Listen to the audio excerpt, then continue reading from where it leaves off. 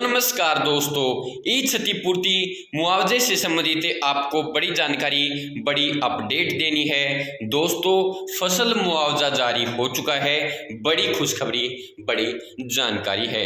लेकिन बहुत से भाइयों का जो मुआवजा है वो खाते में नहीं आया, उनको मुआवजा नहीं मिला। बहुत से भाई कह रहे हैं मेरे पड़ोसी का आ गया, मेरे भाई का आ गया, या मेरे ताऊ या चाचा का आ गया, लेकिन मेरा मुआवजा नहीं आया। क्या कारण है, क्या दिक्कत है, मैं कैसे पता करूं मेरा मुआवजा क्यों नहीं आया है? तो चलिए दोस्तों, वीडियो शुरू करते हैं और इस समस्या के बारे में देते हैं आपको संपूर्ण जानकारी। तो दोस्तों, आपको तो पता ही है कि कल मुआवजा डल चुका है। लगभग सभी किसानों का मुआवजा आ गया है जिसका मुआवजा आना था। किसी के 12, किसी के 15, किसी के 20, किसी के 50 और किसी के 60,000, यानी बहुत से किसानों का जो मुआवजा है वो सरकार ने डाला है। अलग अलग मुआवजा आया है, फसल के हिसाब से, जमीन के हिसाब से, वेरिफिकेशन के हिसाब से, प्रतिशत के हिसाब से। अब दोस्तों बात कर लेते हैं, बहुत से भाइयों का मुआवजा नहीं आया है, उनका क्यों नहीं आया है? तो दोस्तों, इसका कोई एक कारण नहीं है, अनेक कारण हैं जिसके कारण मुआवजा खाते में नहीं डला। सबसे पहला जो कारण है दोस्तों, कि अगर आपने प्रधानमंत्री फसल बीमा योजना के तहत अपनी फसल को पंजीकृत करवा रखा था तो दोस्तों आपको मुआवजा नहीं मिलेगा। यानी जिन किसानों ने फसल बीमे के लिए आवेदन कर रखा था उनको दोस्तों फसल बीमा मिलना था, फसल मुआवजा उन्हें नहीं मिलेगा। दूसरा दोस्तों मेन कारण है, अगर आपने अपनी फसल को मंडी में बेच दिया था फिर दोस्तों आपको मुआवजा नहीं मिलेगा।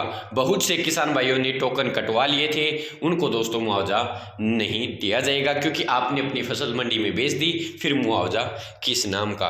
दोस्तों, मुआवजा फसल खराब होती है तभी मिलता है। तीसरा मेन कारण है दोस्तों, अगर आपका बैंक खाता मेरी फसल मेरा बेरा के अंदर, यानी जो ई क्षतिपूर्ति पोर्टल है उसके अंदर गलत है, तो दोस्तों फिर आपको मुआवजा कैसे मिलेगा? आपका बैंक खाता एक बार चेक कर लीजिए, कहीं बैंक खाते में कोई दिक्कत तो नहीं है। अगर खाते में कोई गलती है तो उसे ठीक कर लीजिए दोस्तों, उसके बाद ही आपको मुआवजा मिल पाएगा, अगर मुआवजा बैंक खाता गलत होने के कारण नहीं मिला। अब दोस्तों इनमें से आपका कोई भी कारण नहीं है तो दोस्तों हो सकता है आपका मुआवजा पास ही नहीं हुआ हो। यानी कि दोस्तों अगर आपका मुआवजा पास नहीं हुआ होगा तो आपको मुआवजा मिलेगा कैसे? अब दोस्तों आप ये देखना चाहते हैं कि हमारा मुआवजा कितने प्रतिशत वेरीफाई हुआ है, इससे संबंधित जानकारी लेने के लिए आप अपने पटवारी से संपर्क कर सकते हैं। यानी आपके गांव का जो पटवारी है उससे आप मदद ले सकते हैं, वही आपकी सहायता कर सकते हैं। इसके अलावा दोस्तों आप खुद रिकॉर्ड चेक नहीं कर सकते, पोर्टल पर इसका कोई भी रिकॉर्ड नहीं है।